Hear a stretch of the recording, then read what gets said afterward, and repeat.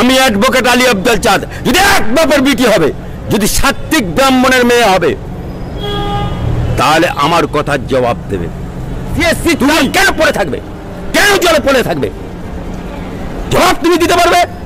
বিল তো বাড়াই ইলেকট্রিকের হু করে। আজকে যখন জল বাড়ছে তখন তুমি কি করছো?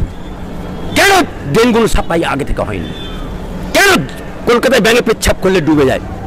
অর্থাৎ যদি এতটুকু লজ্জা থাকে, এতটুকু জ্ঞান থাকে, বিবেক থাকে, তাহলে কলকাতা মেয়র ইমিডিয়েট পদত্যাগ করুক। কারণ এই চেয়ারে বসেছে সুভাষচন্দ্র বোস, এই চেয়ারে বসেছে চিত্তরঞ্জন দাস, এই চেয়ারে বসেছে আমার হাইকোর্টের বিকাশ রঞ্জন ভট্টাচার্য, এই চেয়ারে বসেছে সুব্রত মুখার্জি। আর সেই চেয়ারে বসে আজকে বলছে আদি গঙ্গা জন্য জলমগ্ন হচ্ছে। কেন কলকাতার মাস্টার প্ল্যান, এটা তো মেট্রোপলিটন শহর, কেন মাস্টার প্ল্যান তৈরি করে কলকাতাকে জলমুক্ত করতে পারছো না? কেন কলেজ স্ট্রিট ডুবছে? কেন কসবা ডুবছে? জবাব চাই। কেন নিউটাউন ডুবছে? কেন সল্টলেক ডুবছে?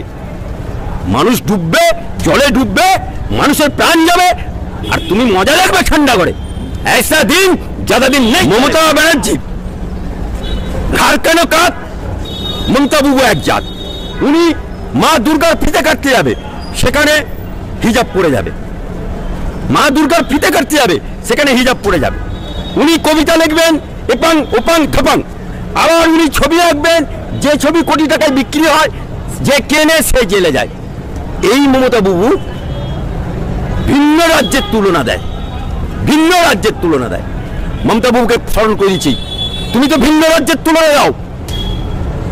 আমি অ্যাডভোকেট আলী আব্দুল চাঁদ যদি এক বাপের বিটি হবে, যদি সাত্বিক ব্রাহ্মণের মেয়ে হবে, তাহলে আমার কথার জবাব দেবে। জবাব দাও। অন্য রাজ্যে চাকরির পরীক্ষা হয়, সেখানে মেধা তালিকা, পাশের তালিকা বেরোয়। আর তোমার ক্ষেত্রে আজকে হাইকোর্টে, সুপ্রিম কোর্টে চরের পর চর, চরের পর চর মুড়ি মিছিয়ে এক করে দিলে তোমাকে বাধ্য হয়ে চিচিং ফাঁক সিমসিং খুলজা সুপ্রিম কোর্টের নির্দেশে মেধা তালিকার পরিবর্তে তুমি চোরেদের তালিকা বার করছো। কোন রাজ্যে আছে শিক্ষামন্ত্রী জেল খাটছে? কোন রাজ্যে আছে খাদ্যমন্ত্রী জেল খাটছে? কোন রাজ্যে আছে দেখাতে পারবে তুমি? আজকে তুমি গুজরাটি মডেল দেখাতে চাইছো। আজকে ইউসুফ পাঠান কোন বাংলার বাচ্চা? একটা বাংলায় কথা আছে, জৌরি জোর চেনে, সুরে চেনে কচু। তা মমতা ব্যানার্জি জৌরি চোর, সেই জন্য ও ইউসুফ পাঠানকে গুজরাট থেকে তুলে নিয়ে এসে বাংলায় বহরমপুরে গদগদ মুসলমান এলাকায় দাঁড় করিয়ে দিল। জিতে গেল, গিয়ে দেখা যাচ্ছে সে সরকারি জমি লুট করে নিয়েছে। অর্থাৎ এখানে যেমন মমতা ব্যানার্জি ওয়াকফের সম্পত্তি মমতার লোকেরা লুট করে নিয়েছে, ওখানেও ইউসুফ পাঠান লুট করে নিয়েছে।